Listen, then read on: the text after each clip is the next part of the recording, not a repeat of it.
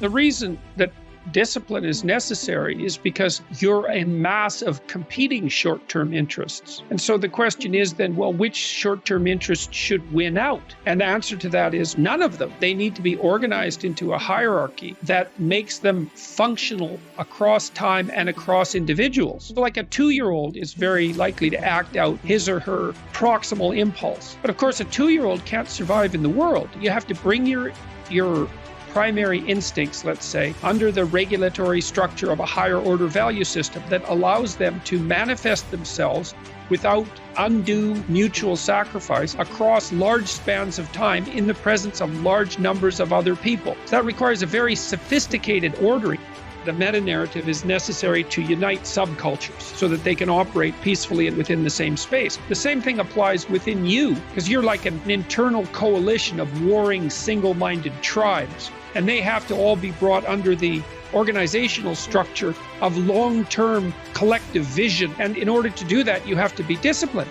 And any discipline, technically speaking, is an attempt to bring all those competing short-term impulses under a larger scale and more inclusive framework. You do that, and then, well, that's actually what gives you freedom. You know, usually people say stuff to me like that. I'm like, yeah, man, you know, you do is give them an encouraging word. But I was just sitting here thinking, and it dawned on me, 99% of people that say stuff like that are not willing to do what it takes to make their dreams come true. The Marines have a saying, everybody wants to go to heaven, but nobody wants to die. And that's just real. At the center of bringing any dream into fruition is self-discipline. You know, something as simple as food and eating. It's not about your body as much as it is about your mind. It's getting command of your mind to be able to choose actions that are in your own best interest. Every day, we are choosing shit that's not in our own best interest, right? So if the world is attacking you and the world wants to fight you and the world's trying to hold you down, so you're gonna kick yourself in the balls, you're gonna stop yourself from getting what you dream. Self-discipline is the center of all material success. You cannot win the war against the world if you can't win the war against your own mind. I believe that self-discipline is the definition of self-love. That when you say that you love yourself, that means that you have behavior towards yourself that is loving. It's like you say to yourself, hey man, look, I know you want to eat that pizza and it'll be really good, you know, but I can't let you eat that, man, because if you eat that pizza, you're going to feel like shit, you know, and I love you too much to let you eat that. And I think the word discipline has kind of gotten a bad name. We think about it in terms of punishment. I'm not talking about discipline in that way. I'm talking about discipline in the sense that you forego immediate pleasure for the exchange of long-term self-respect. Self-discipline is self-love. If you want to be happy, you have to love yourself, which means you have to discipline your behavior. The road to sustained happiness is through disciplining your behavior. The thing about self-discipline is that it is necessary for everything you do in your life. You have to be self-disciplined. If discipline comes from somewhere else, it's very, very hard to remain consistent because you tend to resist. It's wild because I see trainers and they're in the gym with people and, you know, the guy or girl that they're working out hates their workout, hates it because the discipline is coming from somewhere else. It's something that you dread every time you go in. You don't really want to do it. It's like, but oh no, my trainer's here. He's about to, you know, beat me up and make me feel crazy. Well, the truth is, every trainer should work his way out of your life. Anybody who's working you out, your teachers, your trainers, your people, they have to train you to get out of your life. So you can go ahead, do your own workout, do your own thing, practice self-discipline.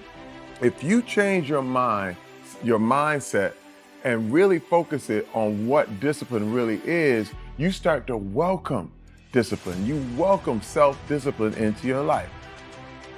Life is hard. It's hard when you are 49 years old, been working on a job for 17 years, and they come in and tell you you're finished and give you 1 week severance pay.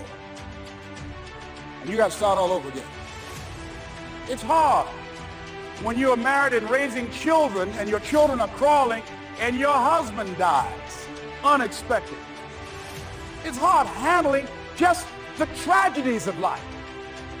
It's hard when you're working on something and you put everything you have in it and it doesn't work out. You lose your money and other people's money. It's hard. It was rough when I lost my job. And I could not find a job. It was humiliating and embarrassing, borrowing money. And then I couldn't pay the money back when I told them I would. That's rough.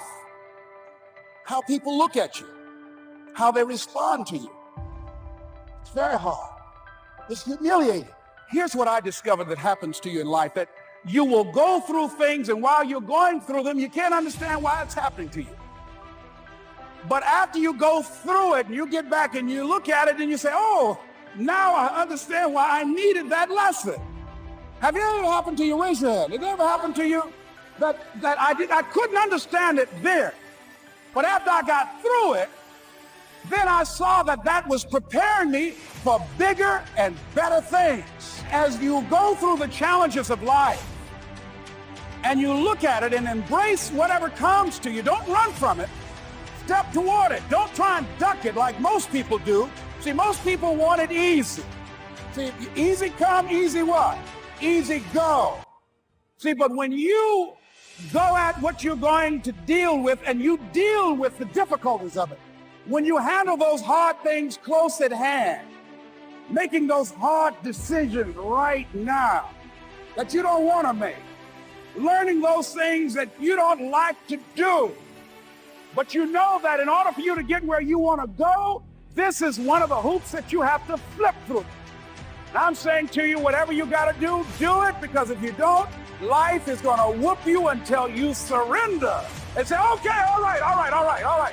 I cooperate. Okay, I learned. Okay. It had to wear me out a long time. So if it's hard, then do it hard.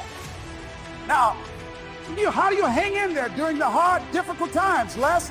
You must have faith. You've got to believe in yourself. You've got to believe in your abilities. You've got to believe in your service, your company, your ideas, unquestionably. You've got to have faith, and that faith gives you patience. That is not going to happen as quickly as you want it to happen. A lot of things are going to happen that will catch you off guard. And so therefore, you've got to deal with and handle it as it comes.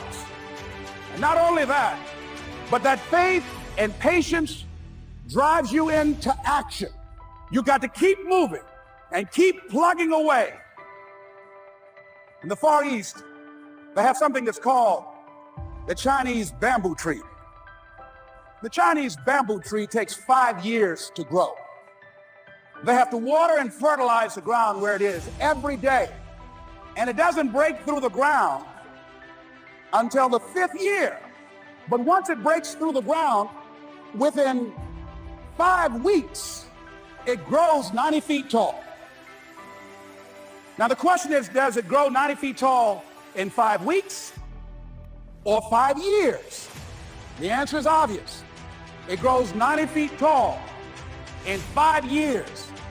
Because at any time, had that person stopped watering and nurturing and fertilizing that dream, that bamboo tree would have died in the ground. But you know what I discovered? When you're working at your dream, somebody said the harder the battle, the sweeter the victory. See, when it's hard and there's a struggle, see, what you become in the process is more important than the dream. That's far more important. The kind of person you become, the character that you build, the courage that you develop, the faith that you're manifesting. Oh, it's something that you get up in the morning, you look yourself in the mirror, you're a different kind of person. You walk with a different kind of spirit. People know that you know what life is, that you have embraced life. You know it was hard, but you did it hard.